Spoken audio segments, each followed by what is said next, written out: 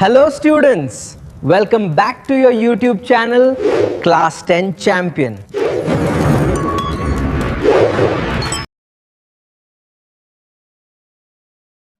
तो अभी तक हम लोगों ने अवतल दर्पण के स्थितियों के बारे में पढ़ा था, यानी कि पोजीशन के बारे में पढ़ा था। ठीक।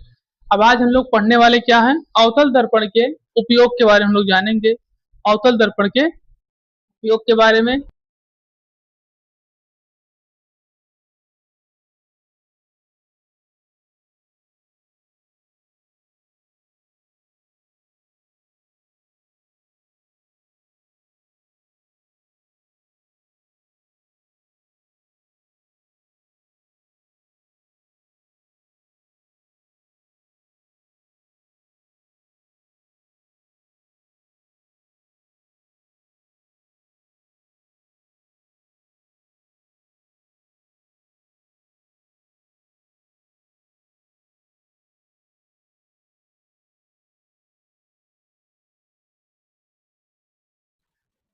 तो यहाँ अवतल दर्पण में बताया क्या जा रहा है कि बड़ी फोकस दूरी, ठीक, बड़ी फोकस दूरी और तथा बड़े द्वारक के अवतल दर्पण का उपयोग कहा गया, दाढ़ी बनाने में प्रयोग किया जाता है। ठीक। अब यहाँ बताया क्या जा रहा है कि जो बड़ा, जो जिसकी एक तरीके से बताई जा रही है कि जो बड़ी फोकस दूरी होगी, ठीक है, जिसे मान लीजिए एक तरीके से अवतल दर्पण में बनाया गया। ठीक। तो अब जब बड़ी बड़ी फोकस दूरी का मतलब यह है कि जब यहाँ से यहाँ वस्तु है छोटी, तो यहाँ बताया था बड़ी फोकस दूरी तथा बड़े द्वारक के अवतल दर्पण का उपयोग कहाँ किया जाता है, दाढ़ी बनाने में किया जाता है। ठीक है।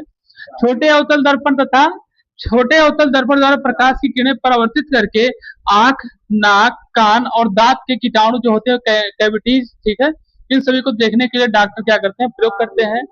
हाँ, फिर उसके बाद सौर भट्टियों में सूर्य के प्रकाश को केंद्रित करने के लिए जो सौर भट्टियों, जैसे आपने सुना होगा, सोलर प्लेट लगा के चार्ज किया जाए बैटरी को, सोलर कुकर आता है, सोलर कुकर में खाने को रखने के बाद ऊपर रख देंगे तो बन के तैयार हो जाएगा भोजन आपका। ठीक। तो सौर भट्टियों में सूर्य के प्रकाश को केंद्रित करके बड़े अवतल दर्पणों का उपयोग किया जाता है। ठीक है, ये भी ध्यान रखिएगा। फिर बताया कि टेबल लैंपों के शेडो में भी इसका क्या किया जाता है, प्रयोग किया जाता है। ठीक है, ये शेडो बनाने के लिए, पिक्चर बनाने के लिए, ठीक है, इनका क्या किया जाता है, बड़े स्तर पर प्रयोग किया जाता है। ठीक है, इन सभी चीजों में क्या होता है, प्रयोग किया जाता है। और साथ साथ बताया था मोटर कार, लैंप और मोटरसाइकिल, इन सभी चीजों में भी क्या होता है, प्रयोग किया जाता है, किसका, अवतल दर्पण का। ठीक। हम लोगों ने अवतल दर्पण के उपयोग के बारे में जाना था। आज हम लोग उत्तल दर्पण के उपयोग, उत्तल दर्पण के प्रतिबिंब के बनने के बारे में समझेंगे। ठीक है, कि उत्तल दर्पण का जो प्रतिबिंब है कैसे बनता है, कैसे कार्य करता है। ठीक है, इन सभी चीजों को हम लोग बहुत ही बारीकी से, बहुत ही अच्छी तरीके से क्या करेंगे, समझेंगे। ठीक है, तो चलिए फिर शुरू करते हैं। शुरू से लिखिए उत्तल दर्पण। तो यहाँ बताया है उत्तल दर्पण द्वारा प्रतिबिंब का बनना। ठीक है, अभी तक हम लोगों ने अवतल दर्पण के द्वारा प्रतिबिंब का बनना देखे थे। अब हम लोग क्या देखेंगे, उत्तल दर्पण के द्वारा प्रतिबिंब के बनने के बारे में हम लोग क्या करेंगे, समझेंगे।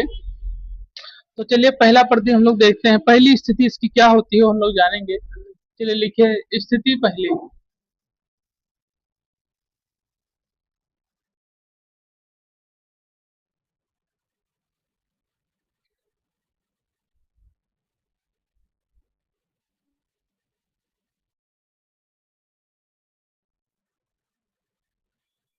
जब वस्तु अनंत पर स्थित हो। ठीक है, चलिए,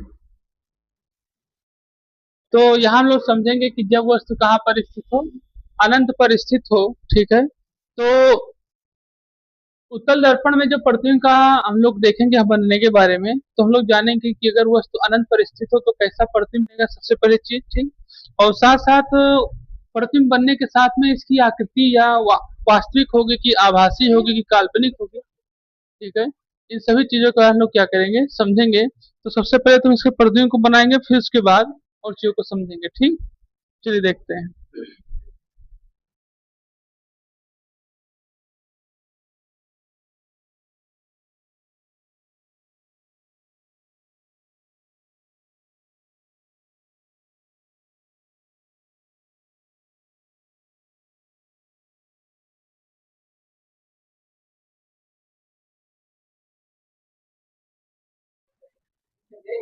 चलिए बनाइए, इसको नोट करिए।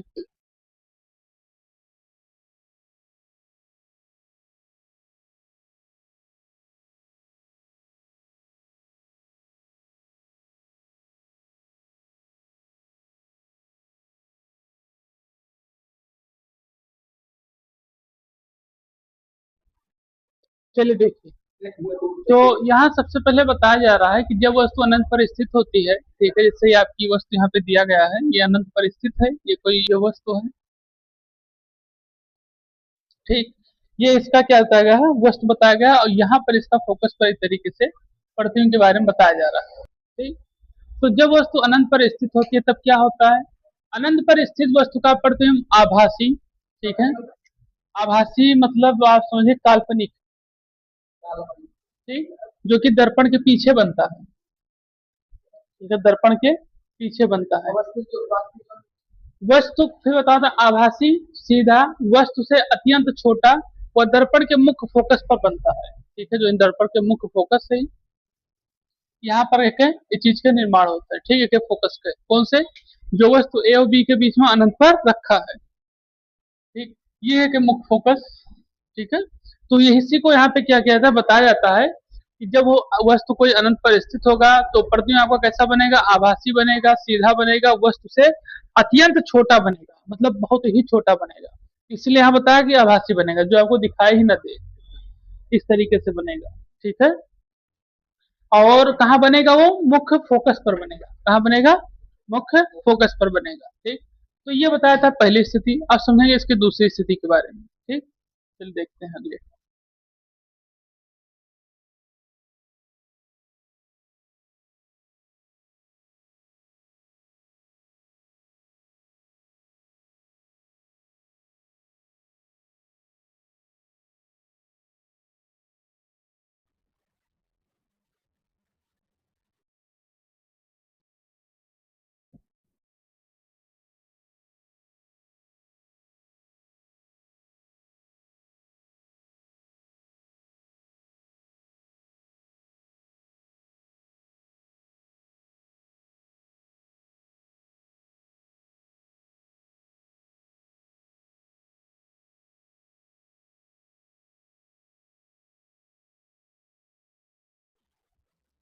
चलिए नोट करिए इसको तो समझे।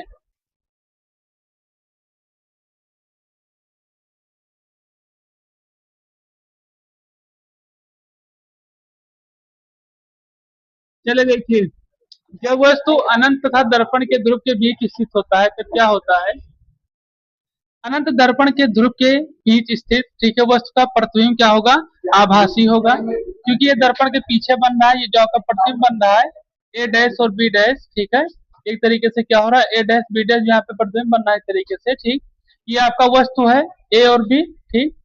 तो यहाँ पर ये जो वस्तु बन रहा है आपका, ठीक है, ए और बी वस्तु रखा हुआ है, और इसका जो प्रतिबिंब बन रहा है एक तरीके से दर्पण के पीछे बन रहा है, ठीक है। तो आभासी है, सीधा है, और वस्तु से क्या है, छोटा है, और मुख्य फोकस पर तथा ध्रुव के बीच बन रहा है, ये आपका मुख्य फोकस और ये आपका ध्रुव, उन्हीं के बीच में क्या है, एक तरीके से ये हमें देखने को मिलता है, ठीक। ये ए डैश और बी डैश जो है एक तरीके से वस्तु का प्रतिबिंब बन रहा है, ठीक।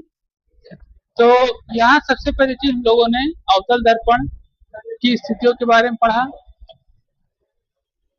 अवतल दर्पण के उपयोग के बारे में हम लोगों ने पढ़ा, उत्तल दर्पण की स्थितियों के बारे में पढ़ा। अब हम लोग समझेंगे उत्तल दर्पण के उपयोग के बारे में, ठीक है। चलिए अगला हेडिंग डालिए, उत्तल दर्पण के उपयोग।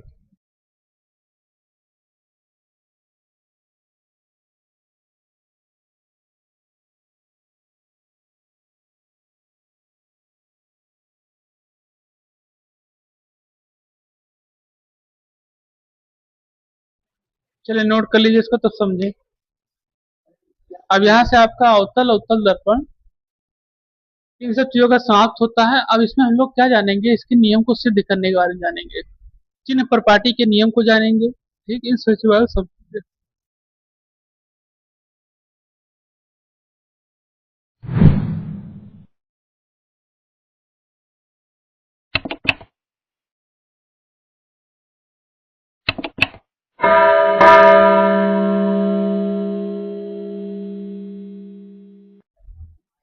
देखो उत्तल दर्पण का उपयोग जो होता है वो आपका स्कूटर में देखेंगे, ठीक है। स्कूटर का यहाँ इसलिए उपयोग किया गया है क्योंकि आप देखेंगे जो स्कूटर होता है और जो बुलेट होती है उसके जो सी दर्पण होते हैं तरीके से गोल होते हैं, ठीक, उसके दर्पण क्या होते हैं, गोल होते हैं, आप देखेंगे आता, और ज्यादातर मोटरसाइकिल का आप देखेंगे तो वो एक तरीके से इस आकृति में होंगे आपके त्रिभुज, या फिर हो सकता है वो समतल दर्पण, वो समतल के रूप में, ठीक है, या स्क्वायर के रूप में हो। हाँ ठीक, तो इस तरीके से बताया जाता है। अब यहाँ क्या बताया कि मोटर कारों आदि वाहनों के साइड दर्पण के रूप में इसका प्रयोग किया जाता है, ठीक है। साइड देखने के लिए दर्पण का क्या जाता है, प्रयोग किया जाता है। गली तथा बाजारों में लगे हुए लैंपों में परावर्तक पृष्ठ के रूप में प्रयोग किया जाता है, ठीक है। पहले लैंप लगता था, लेकिन अब वो लैंप की जगह पे आप देखेंगे लाइटें लग गई हैं।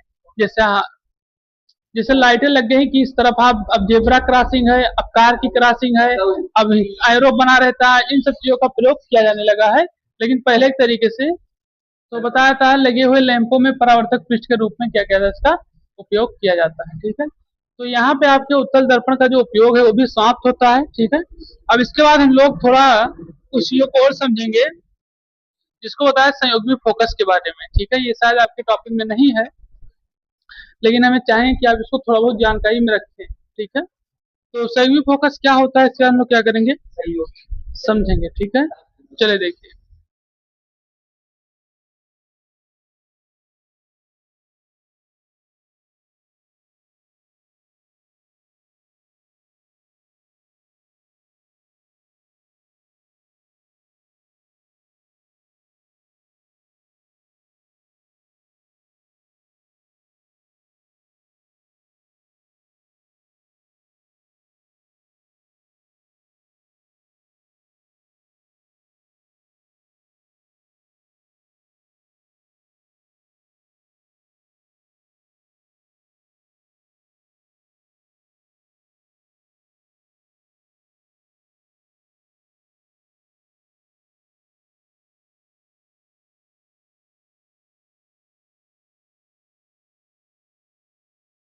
तो तो संयोगी फोकस में बताया था कि दर्पण की मुख्य अक्ष पर स्थित, ठीक है, जो आपका दर्पण दिया गया है ये, ठीक है, इसके मुख्य अक्ष पर स्थित उन दो बिंदुओं को संयोगी फोकस कहते हैं, ठीक है।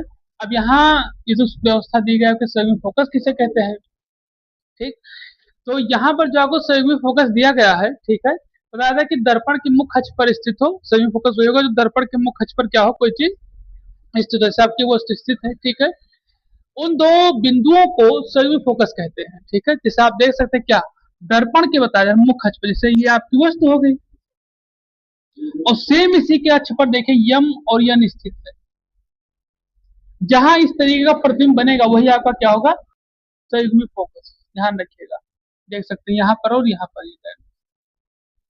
तो ये आप इतने समझ जाओ तो बहुत बढ़िया, नहीं तो बहुत लिखना पड़ेगा इसमें, ठीक। तो ध्यान रखिएगा, बताया कि दर्पण की मुख्य अक्ष पर, ठीक है, अक्ष पर स्थित दो बिंदुओं को संयोगी फोकस कहते हैं। अब यहाँ ये बना हुआ इसी के समकक्ष में, लेकिन इसका प्रतिबिंब यहाँ बन रहा है, ध्यान रखिएगा। किनके किनके बीच प्रतिबिंब बन रहा है तुम बताओ। तो वस्तु का जो प्रतिबिंब होगा वो बनेगा कहाँ, फोकस, मुख्य फोकस पर और वक्रता केंद्र के बीच में, ठीक है। ये जो बना हुआ है ए डैश बी डैश, चलिए नोट कर लीजिए इसको और बना लीजिए।